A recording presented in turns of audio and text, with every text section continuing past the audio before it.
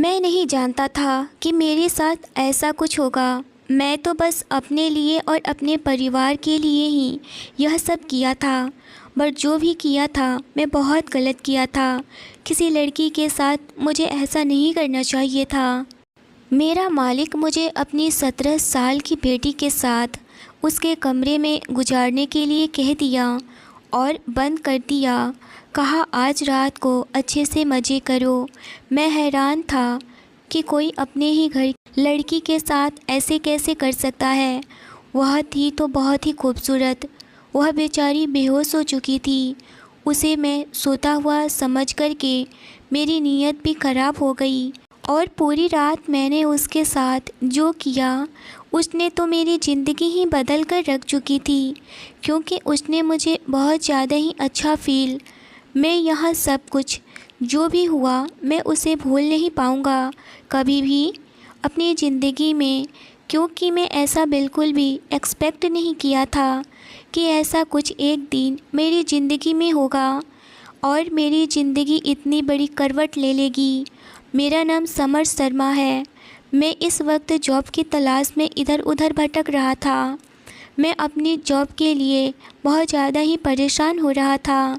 जगह जगह जॉब ढूंढ करके पूरी तरह से थक चुका था, क्योंकि मेरे घर पर बहुत ही परेशानियां हो रखी थी। पैसों के लेकर के पैसे की किल्लत हो चुकी थी। मैं जगह जगह नौकरी ढूंढ ढूंढ कर थक चुका था। एक दिन मेरा एक अच्छा खासा ऑफिस में इंटरव्यू होता है, लेकिन वहाँ भी मुझे जॉब नहीं मिली। गर्मी बहुत तेज़ हो रही थी। जब मैं वहाँ से निकलकर आ रहा था तो जब सर उठा कर के देखा तो जैसे लगा कि मैं चक्कर खा कर के गिर जाऊँगा। धूप इतनी तेज़ थी कि आंखें खुल भी नहीं पा रही थी। माथे से पसीने की बूंदें टप टप करके टपक रही थी। मैंने एक गहरी सांस लिया और खुद से कहने लगा, आज सूरज भी मेरी टेस्ट ले रहे हैं। ज़िंदगी में ठोकरें तो पहले से ही खा रहा हूँ, अब गर्मी से भी दिमाग ख़राब कर दिया है मेरा। मैं अपने हाथ में फ़ाइल पकड़ी हुई थी, उसे खुद पर छाँव करने की कोशिश कर रहा था और पैदल ही आगे बढ़ने लगा था। तेज़ चलते हुए सड़क के किनारे गया, तभी वहाँ पर एक पेड़ नज़र आया। मैं उसे पेड़ की छाँव में आकर के खड़ा हो गया। थोड़ा मुझे सुकून मिला और कुछ बेहतर महसूस कर सकूं। बैग से पानी की बोतल निकाला, लेकिन वह भी खाली ही निकला। चलने की वजह से और धूप तेज़ की वजह से मेरा गला पूरी तरह से सूख रहा था और दूर दूर तक पानी का कोई इंतज़ाम भी नहीं दिख रहा था। लोग अपने अपने काम में व्यस्त थे। आजकल के लोग भी तो वैसे ही हैं। कोई भी किसी से कोई मतलब ही नहीं रखता, बस अपने अपने काम पर ही फोकस करते हैं। कोई यहाँ किस स्थिति में है वह भी लोग आसपास में नहीं देखते हैं। दूर दूर तक पानी का कोई भी इंतज़ाम नहीं था और ना ही मैं किसी इंसान से कुछ पूछ सकता था कि कहाँ पर पानी मिलेगा, क्योंकि वह सब लोग अपने काम में इतने मशगूल थे कि अगर मैं उनके पास जाता भी तो वह लोग कुछ नहीं बोलते। मैं अकेले अपने ही किस्मत से लड़ रहा था। प्यास ने हालत भी ख़राब कर दी थी। तभी मुझे ऐसा लगा जैसे कि कोई मेरे पास खड़ा है। किसी ने मेरी तरफ हाथ बढ़ाया। जब मैंने देखा तो वह एक हाथ था, बहुत ही गोरा, दूध जैसा सफ़ेद, सोने की अंगूठियाँ और सोने की चूड़ियाँ चमकती हुई पहने हुए थीं। हाथ में एक ठंडे पानी की बोतल थी। मैंने नज़र उठा कर के देखा तो पूरी तरह से हैरान हो गया। वह एक बेहद ही खूबसूरत औरत थी जिसने रेड कलर की साड़ी पहनी हुई थी।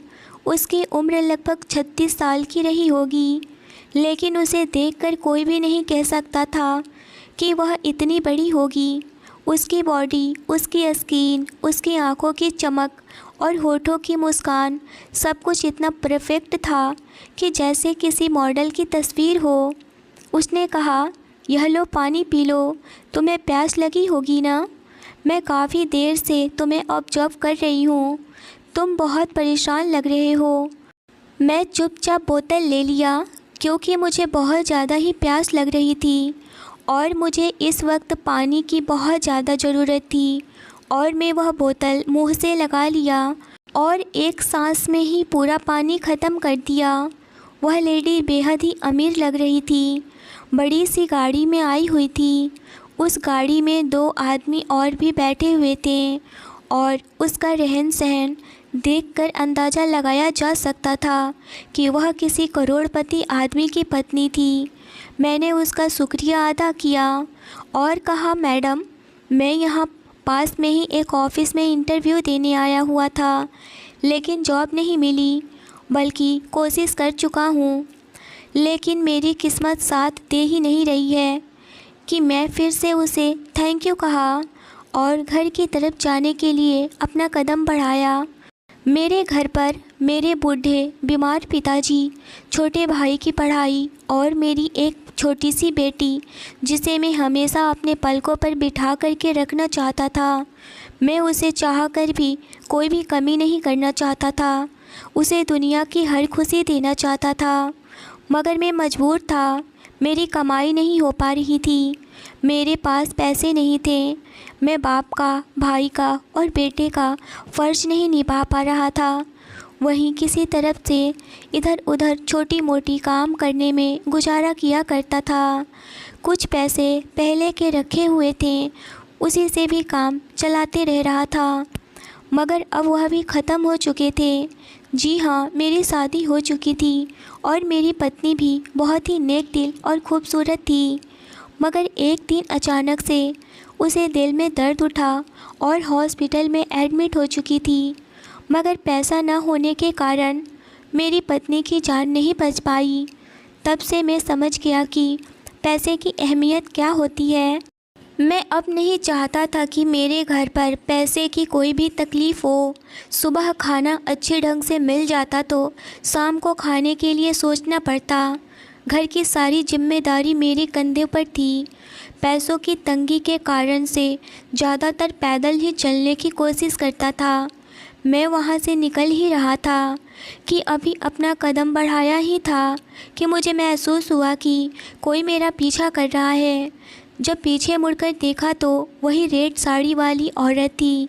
वह मुस्कुरा रही थी और मेरी तरफ देख करके कुछ कहने की कोशिश कर रही थी, मगर मैं तो उस औरत को पहचानता तक नहीं था। मैं कैसे सामने से जाकर उससे बात करता, मैं भी बिल्कुल हैरान था। मैंने सोचा शायद उसका भी घर इसी रास्ते में होगा, लेकिन वह पैदल क्यों ही जाएगी, उसके पास तो बड़ी सी गाड़ी है, फिर भी वह पैदल आ रही थी। यही सोचते हुए मैं आगे बढ़ रहा था। तभी वह औरत मेरे बराबर आकर के मेरे कदमों से कदम मिला कर के चलने लगी। एक सेकंड के लिए तो मैं रुक सा गया था, वह भी रुक गई और स्टाइल बना कर के खड़ी हो गई। उसकी हरकतें मुझे बहुत ही अजीब लग रही थी।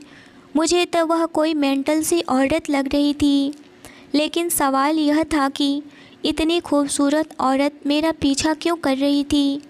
यही सब सोच करके मेरा खुद पर बस नहीं चल रहा था। फ़िलहाल मेरी खुददारी बीच में आ गई थी। मैं उसके बातों को समझने भी लगा था। वह दिखने में काफ़ी तेज़ तर्रार लेडी लग रही थी, जैसे कि वह मुझे कोई काम निकलवाना चाहती हो।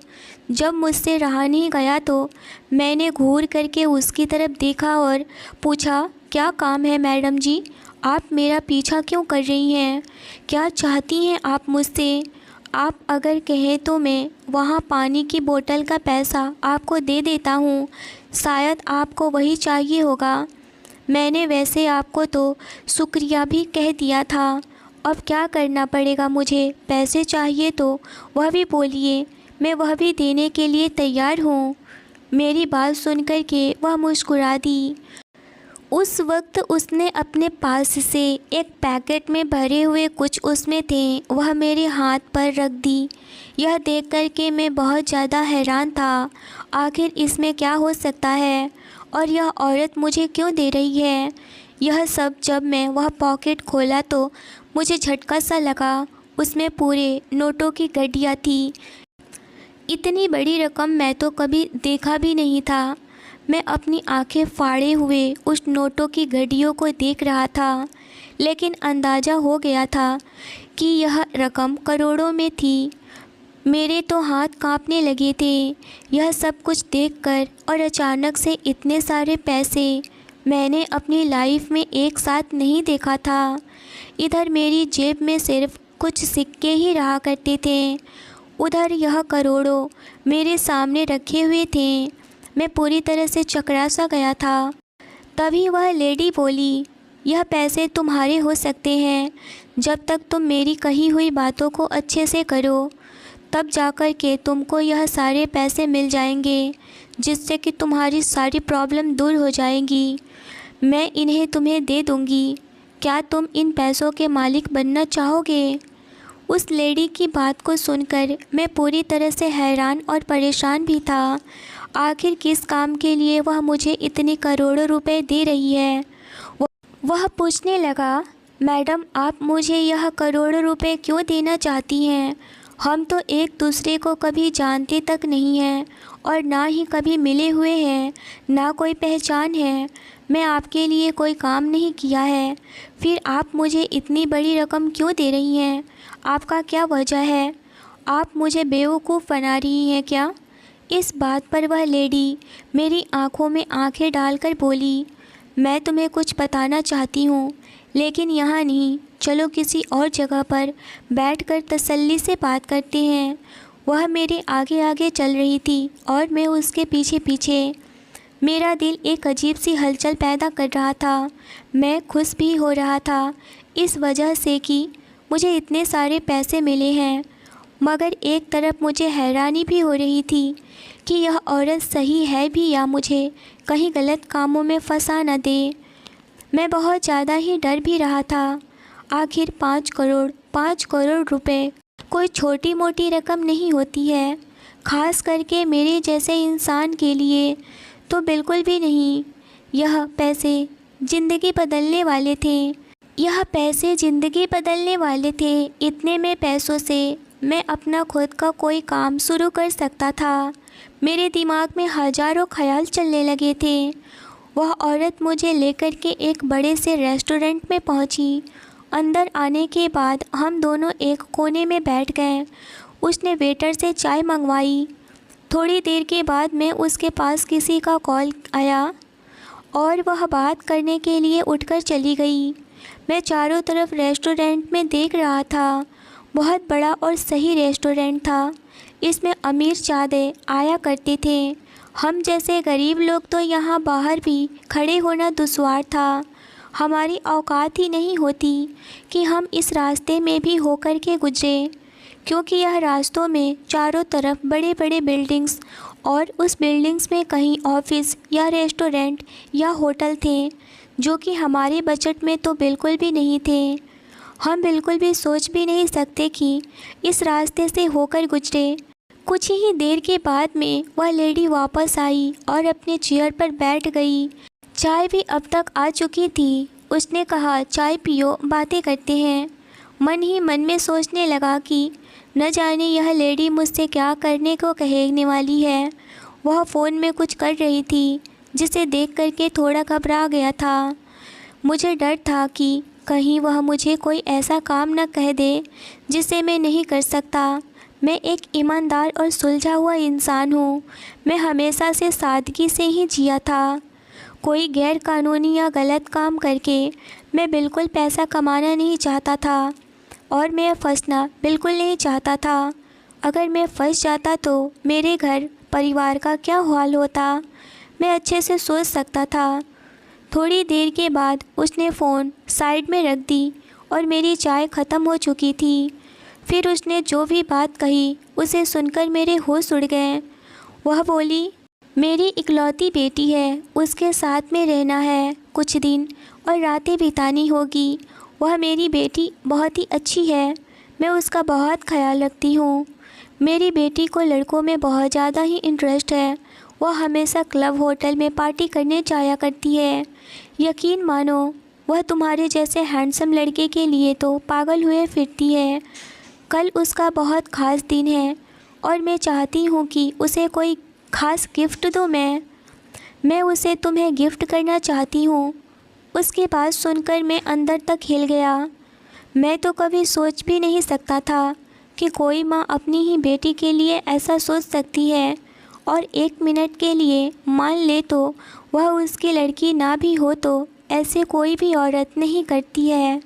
तभी पीछे से एक आदमी आया और बोला, बताओ, ये मेरी भतीजी है, ये काम करने को तैयार हो तुम? मैं तो सोच के ही कांप सा गया था। ये औरत अपनी बेटी बता रही है और ये आदमी भतीजी, ये सब चक्कर क्या है? वह अपनी बेटी की रातें सजाने के लिए मुझे यूज करना चाहते हैं। मैं शर्मिंदा हो चुका था और मैं शर्म से उठ भी नहीं पा रहा था। मेरे कान में जैसे पूरी तरह से आवाज़ ख़त्म हो चुका था। पूरा मेरा कान जम चुका था। मैंने फ़ौरन से कहा, माफ़ कीजिए मैडम, मैं ऐसा लड़का नहीं हूँ। भले ही मैं दर दर की ठोकरें खा रहा हूँ, मेरे पास खाने के लिए कुछ नहीं है, अपनी फैमिली के लिए कुछ नहीं है। मैं गरीब हूँ, लेकिन मेरी सोच और मेरी नीयत मेरी सबसे बड़ी पूंजी है। मैं कभी भी किसी लड़की की बेइज्जती नहीं कर सकता, और ऐसा घिनौना काम तो मैं सोच कर भी सपने में भी ना करूँ। इतना कह कर के मैं उठ कर के जाने ही वाला था कि उस लेडी ने फिर से वही करोड़ों वाला लिफाफा मेरे सामने रख दी। वह करोड़ों रुपए मेरी आंखों के सामने हिला रही थी, अपने हाथों में लेकर के। उसकी इस हरकत से मुझे मजबूर कर दिया था। और वह आदमी मेरे पास आया और बोला, ऐसे तुम अगर यह काम कर लोगे तो बहुत अमीर हो जाओगे। अगर तुम यह नहीं काम करोगे तो पछताओगे। तुम्हें ज़्यादा कुछ करने की ज़रूरत नहीं है, बस मेरी भतीजी को इम्प्रेस करना है। यह सुनकर के मुझे धक्का सा लगा कि कोई आदमी अपने ही घर की बेटी के बारे में ऐसे कैसे कह सकता है। मैं भी तो अपनी ज़िंदगी को संवारना चाहता था। मुझे दूर दूर तक कोई भी उम्मीद नज़र नहीं आ रही थी। उम्मीद की एक किरण भी नहीं दिख रही थी। मेरे लिए यह एक गोल्डन अपॉर्चुनिटी थी, जिससे शायद मेरी किस्मत बदल सकती थी, और मेरे परिवार की भी। मेरे बूढ़े बाप की बीमारी दूर हो जाती, मेरे भाई की पढ़ाई अच्छे से हो पाती। मैं अपनी लाडली बेटी के लिए वह सब कुछ करने को तैयार था। उसे दुनिया की हर खुशी दे पाता जो मैं वह देना चाहता था उसे। मैंने उस लेडी को देखा तो पैसे हाथ में लेकर के लहरा रही थी और मुस्कुरा करके मुझे कही, सोच लो, इसमें तुम्हारा ही फ़ायदा है। बस रात की तो बात है, और फिर रात में जो तुम्हारी तकदीर बदल सकती है। मुझे तो तुम ज़रूरतमंद लगे, इसीलिए सोचा तुम्हारी मदद कर दूं, वरना वह घर की लाडली बेटी है। उसके लिए लड़कों की कोई भी कमी नहीं है। सिर्फ रात बिताने के लिए इतने पैसे मिल रहे हैं कि इसमें परेशानी वाली क्या बात है। मेरे मन में एक सवाल आया और मैंने उस लेडी से पूछ भी डाला, जब आपके इतने सारे पैसे हैं तो आप दूसरे लड़के को ढूंढ लीजिए, मेरे पीछे क्यों पड़ी हैं? मैं ही इतना हैंडसम नहीं हूँ, मैं खुद शादीशुदा हूँ, मेरी एक बच्ची है। यह सुनकर के वह लेडी बोली, कोई बात नहीं है, मैं इसके लिए भी रेडी हूँ। तुम्हारी कितनी भी शादी क्यों ना हुई हो, मुझे उससे कोई भी प्रॉब्लम नहीं है।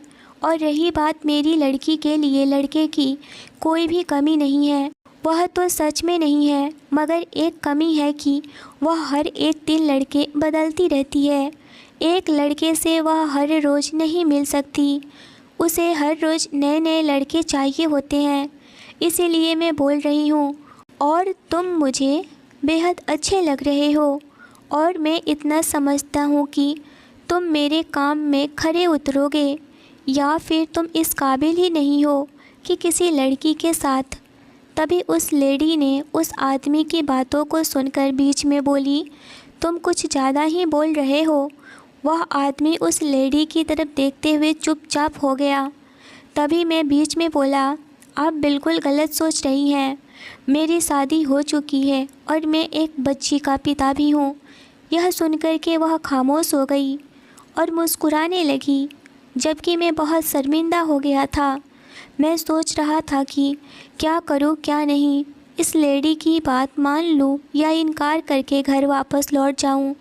घर में भी बहुत तंगी चल रही थी। पापा बीमार थे। समझ नहीं आ रहा था कि क्या फ़ैसला लूँ। मेरी बेटी की भी तो सपने थे। मेरे भाई की पढ़ाई के भी सपने थे। उसे पढ़ कर के इंजीनियर बनना था और हमारे पास कोई और सहारा नहीं था। हमारा छोटा सा घर था। माँ कई साल पहले ही इस दुनिया से जा चुकी थी। पापा ने जैसे तैसे मुझे पढ़ाया लिखाया, लेकिन फिर भी नौकरी नहीं मिल पा रही थी। फिर मुझे बेरोज़गारी ने खा रही थी। अचानक से मैं एक ऑफ़िस में जॉब के लिए गया तो उस ऑफ़िस में मुझे जॉब मिल गया। कुछ दिन वहाँ जॉब करने के बाद मुझे एक लड़की मिली वहाँ और मुझे उससे प्यार हो गया और घर आकर अपने पापा को बताया तो पापा ने मेरी उससे शादी करवाने की सोची और कुछ ही दिन में मेरी शादी उस लड़की से हो गई। वह लड़की इस ऑफ़िस में मैनेजर की पोस्ट पर थी। वह मुझसे ज़्यादा ही पैसे कमाती थी। उसका नाम रेखा था। रेखा बहुत ही सुंदर और सुशील लड़की थी। वह मुझसे बहुत प्यार करती थी। वह हमेशा मेरे लिए जान छिड़कती थी। मैं भी उसके लिए उतना ही पॉजेसिव था। मैं हमेशा उसके साथ रहना चाहता था। घर की हालात ठीक न होने के कारण मैंने उसका जॉब छुड़वा दिया और रेखा ने भी कोई शिकायत नहीं की और वह नौकरी छोड़ दी। मेरे खातिर, मेरे परिवार के खातिर वह घर संभालने लगी। कुछ ही महीनों में वह प्रेग्नेंट हो गई। यह सुनकर मेरे घर में एक खुशी की किरण आ गई। मेरे पापा बहुत खुश थे और देखते ही देखते मेरी बेटी की जन्म हुई। मेरी पत्नी बहुत ज़्यादा ही बीमार रहने लगी थी और फिर अचानक से उसके सीने में दर्द होने लगा था। वह बहुत ज़्यादा ही परेशान और चिंतित रहती थी, जिस वजह से उसे हार्ट की प्रॉब्लम हो गई थी। वह घर और मुझे लेकर के काफ़ी चिंता करती थी। उसके नौकरी छोड़ने की वजह से बहुत ज़्यादा परेशानियां होने लगी थी। महंगी के ज़माने में बहुत कुछ झेलना पड़ता है मिडिल क्लास फैमिली वाले को।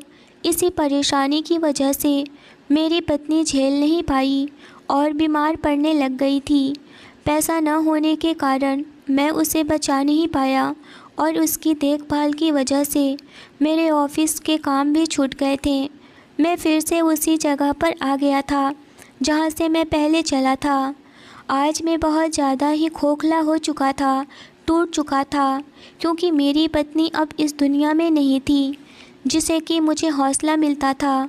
मैं बहुत ज़्यादा ही परेशान रहने लगा था, बट मैं अपने आप को समझा लिया था कि मेरी एक बेटी है और मैं फिर से खड़ा हो गया और अपनी परेशानी से लड़ना सीख चुका था और नई रास्ते पर भी निकल पड़ा अपने जॉब के लिए। मैं जल्दबाजी में फ़ैसला ले चुका था कि मैं उस लेडी की बात मानूंगा। वह मुस्कुरा दी और बोली, मुझे तुमसे यही उम्मीद थी, यह पैसे तुम्हारे तकदीर बदल देंगे। फिर उसने मुझे उन करोड़ों रुपए में से 2 लाख एडवांस दिए और बोली, यह लो तुम्हारा एडवांस, जाओ जाकर अच्छे से तैयार हो जाओ, बाकी पैसे काम होने के बाद मिल जाएंगे तुम्हें। मैंने वह 2 लाख लिए और घर की ओर निकल पड़ा। रास्ते में मैं अच्छे से रेस्टोरेंट में खाना खरीदा, पापा की दवाइयाँ ली, कुछ फ्रूट्स लिए, थोड़ा राशन भी भरवा लिया, कुछ अपने भाई के लिए ज़रूरी किताबें ले लिए और अपनी गुड़िया के लिए खिलौने। आज सच में मैं बहुत ही ज़्यादा खुश था। आज मेरी किस्मत जो बदल गई थी। मैं अपने परिवार के लिए इतना सब कुछ लेकर के जा रहा था, उसकी खुशियों का सामान। जब मैं घर पहुंचा तो पापा ने मेरे हाथ में इतना सामान देखा और पूछने लगे कि आज सब्जी नहीं आई है बल्कि पका पकाया खाना लाया है। वह हैरान थे क्योंकि मैं आज से पहले इतना सारा सामान कभी लेकर नहीं आया था। पापा, भाई और मेरी छोटी बेटी मुझसे सवाल करने लगे थे, इतने पैसे कहाँ से आए? सुबह तो कह रहे थे कि पैसे नहीं हैं। उनकी बात भी सच थी। जब मैं जॉब की इंटरव्यू के लिए जा रहा था तो सच में मेरे पास एक पैसे भी नहीं थे। वह अपने जगह सही थे और उनका पूछना भी जायज़ था। मैं यह बात सुनकर के तो घबरा ही गया था, लेकिन पापा के सामने झूठ बोलने के सिवाय कोई और रास्ता नहीं था। मैं उनको सारी बातें सच तो नहीं बता सकता था। उसके बाद हाथ मुँह धोया और पापा मेरी नौकरी के बारे में पूछने लगे। उन्होंने मुझे देखते ही कहने लगे, लगता है ज़रूर तुम्हारी जॉब लग चुकी है और यह शायद एडवांस में मिला होगा। मैं भी कहा, हाँ पापा, मेरी नौकरी लग गई है और उन्होंने ही एडवांस दिया है। उन्हें पैसों से मैं यह सामान लेकर के आया हूँ। सोचा कि बाज़ार से सारा कुछ लेते चलूँ, भाई को भी आराम मिल जाएगा। मेरा भाई अभी 14 साल का था और वह घर का काम भी करता था और मेरी बेटी को भी संभालता था। मेरे पापा भी उसकी मदद किया करते थे। अब घर में कोई नहीं है, सिर्फ मैं ही कमाने वाला हूँ, तो मैं बाहर ही जाऊँगा ना, घर में मैं कैसे देख सकता हूँ। पापा तो मुझे बार बार कहते थे तुम दूसरी शादी कर लो, मगर मैं हर बार मना कर दिया करता था, क्योंकि मैं नहीं चाहता था कि मैं जिस लड़की से प्यार किया उसकी जगह कोई और ले, या फिर मेरी बेटी को कोई तकलीफ़ हो। कोई भी दूसरी औरत आएगी तो मेरी बेटी को वह दूसरी माँ की तरह ही रखेगी, वह उसे अपनी बेटी की तरह प्यार कभी नहीं करेगी। यही सोच करके मैं दूसरी शादी भी नहीं किया। घर में भी इसी वजह से बहुत ज़्यादा ही प्रॉब्लम होती थी।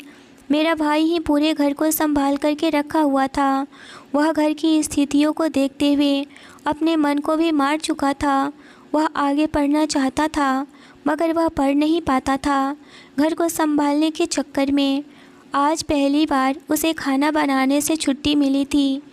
पापा ने मेरी नौकरी की बात सुनकर बहुत खुश हो गए। कहने लगे, ऊपर वाला तुझे कामयाबी दे बेटा। अगर सब कुछ इसी तरह चलता रहा तो घर के हालात बहुत जल्द बदल जाएंगे और तुम्हारा भाई भी बहुत अच्छे से पढ़ाई कर पाएगा और आगे बढ़ जाएगा। हम और हमारा परिवार एक साथ बैठ कर के खाना खाया, लेकिन मेरा मन अभी भी उस औरत की बातों में उलझा हुआ था। वह लड़की, वह रात, वह करोड़ों रुपए, क्या यह सब सच था या कोई जाल? और मैं ऐसे कैसे कर सकता हूँ? मेरी तो पत्नी की जगह कोई ले भी नहीं सकता और ना ही मैं उसकी पत्नी की जगह किसी को दे सकता हूँ। नेक्स्ट दिन जब मैं अपने घर से निकल रहा था तो मेरे पापा ने कहा, अच्छे से नौकरी करना। मैंने हाँ में सर हिलाया और अपने घर से निकल गया। मैं पूरे रास्ते यही सोच रहा था कि आखिर मुझे करना क्या है, क्योंकि वह लेडी ने आधे अधूरे बात बताए थे और उस लेडी की बातों को सुनकर के मुझे बहुत ज़्यादा ही सोच हो रही थी कि आखिर वाकई में अपनी बेटी के साथ वह औरत ऐसा कैसे करना चाहती है जो मैं कभी करना भी नहीं चाहता। यही सोचते हुए मैं उसके बताए हुए एड्रेस पर चला गया। जब मैं उस एड्रेस पर गया तो देखा एक बहुत बड़ा बंगला था। वह पूरे शानदार था। उसके आसपास पूरे नौकर चाकर लगे हुए थे। एक नौकर ने बोला, आपको किससे मिलना है? मैंने कह दिया, मुझे यहाँ के मालिक से मिलना है। वह नौकर बोला, अच्छा आप यहीं रहिए, मैं अभी पूछ करके आता हूँ। वह अंदर गया और 5 मिनट में बाहर आया और कहने लगा, चलिए आपको मेम साहब बुला रही हैं। मैं उस नौकर के पीछे पीछे चल पड़ा। जब मैं अंदर गया तो वह लेडी पूरे आराम से सोफ़े पर बैठी हुई थी। जैसे ही मुझे देखी खड़ी हो गई और कहने लगी, तुम आ गए, मुझे उम्मीद था कि तुम ज़रूर आओगे। चलो आ गए हो तो अब बैठ जाओ। मैं उसके इशारे से सोफ़े पर बैठ गया और नौकर से बोली, जल्दी से 1 कप चाय लेकर आओ। वह नौकर सर हिलाया और अंदर चला गया। वह लेडी कहने लगी, अभी तुम बैठो, मैं बस आ रही हूँ। इतना कह कर के वह चली गई। दूसरी तरफ से वह नौकर आया और उसने ट्रे में चाय लेकर आया और मेरे सामने रख दिया। तभी वह लेडी फिर से आई और कहने लगी, तुम चाय पियो, अभी तुम्हें कुछ नहीं करना है, मैं थोड़ी देर में तुम्हें बताऊंगी कि क्या काम करना है। तभी दूसरी तरफ से एक आदमी आया और कहने लगा, बरखुरदार तुम आ गए, मुझे लगा कि तुम नहीं आओगे। वह वही आदमी था जो उस दिन लेडी के साथ में था। तभी वह आदमी बोला, चलो जाओ अंदर कमरे में, मेरी बेटी सो रही है। वह ऐसे बोल रहा था जैसे कि मैं उसका हस्बैंड हूँ। ऐसे तो अपनी बेटी के कमरे में किसी भी अनजान मर्द को कोई भी भेजता नहीं, मगर इन लोगों को पता नहीं क्या हुआ था। मुझे भी बहुत अजीब लग रहा था, मगर मुझे पैसे की ज़रूरत थी, इसीलिए मैं मजबूरी में चला गया। मुझे जाना बिल्कुल भी अच्छा नहीं लग रहा था। मैं जैसे ही अंदर गया, वह औरत आई और दरवाज़ा बाहर से बंद कर दी, और बंद करने से पहले बोली, जो करना है करो, मेरे को निराश मत करना। इतना कहकर के वह चली गई।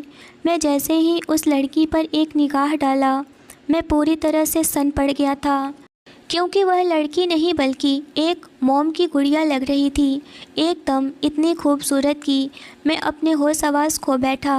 मैं बिल्कुल समझ नहीं पा रहा था कि वह लड़की है या फिर आसमान से उतरी हुई परी। इतनी सुंदर लड़की के साथ मैं ऐसा बिल्कुल नहीं कर सकता, लेकिन मेरी नीयत ख़राब हो गई और मैं अपने शर्ट का बटन खोला और उस लड़की के साथ औरत को दिखाने के लिए बाहर शर्ट पहनने लगा, और फिर कुछ देर के बाद ही बाहर निकल गया कि मैं उस लड़की के साथ में बहुत कुछ किया हूँ। वह सच में बहुत ही जालिम औरत है। वह मुझे निकलते हुए कमरे से देख कर के खुश हो गई और बोली, काम हो गया? मैं भी हाँ में सर हिला दिया।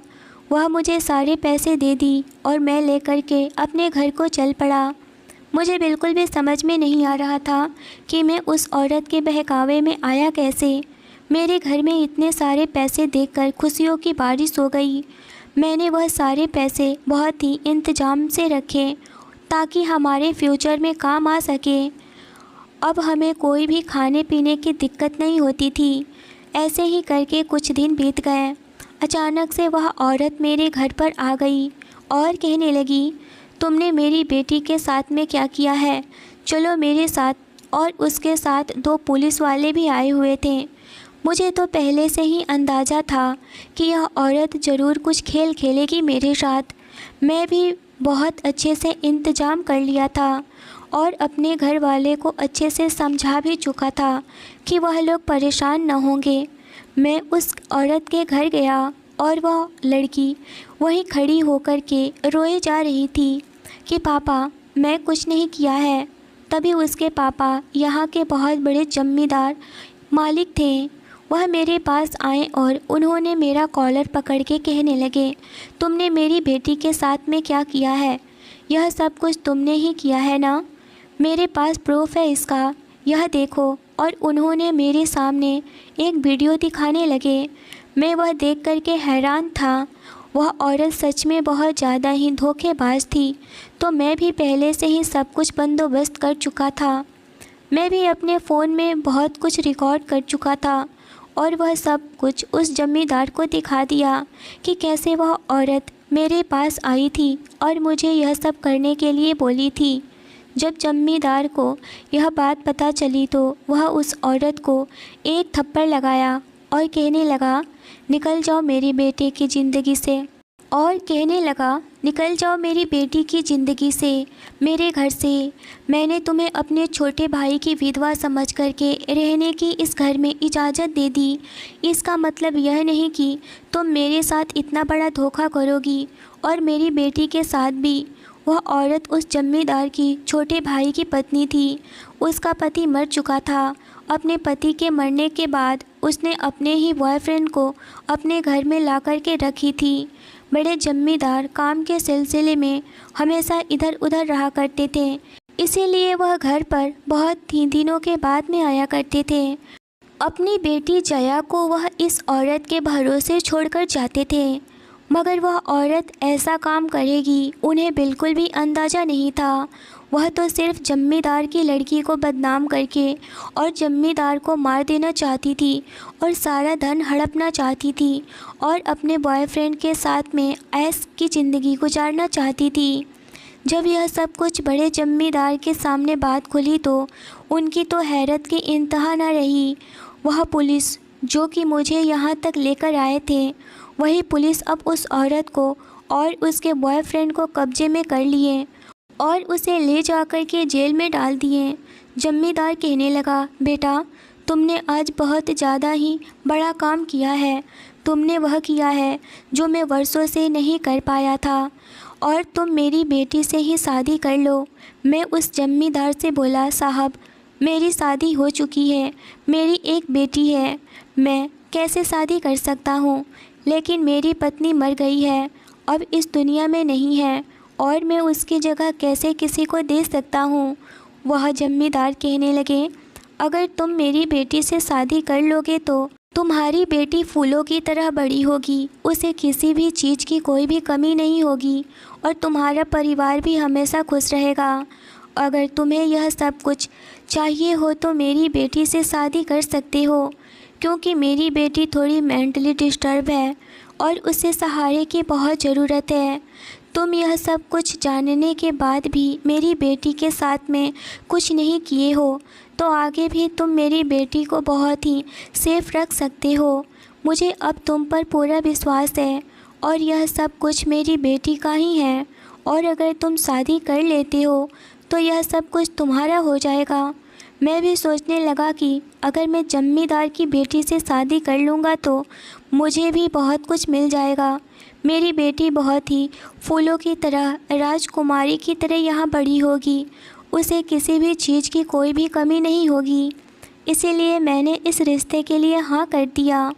जब मेरे पापा और भाई को पता चला तो वह सभी भी बहुत खुश हुए और वह लोग भी हवेली में ही आकर के रहने लगे। 2 दिनों के बाद में ही मेरी शादी भी हो गई। अब जया और मैं अपनी बेटी गुड़िया के साथ में बहुत ही खुश रहने लगे।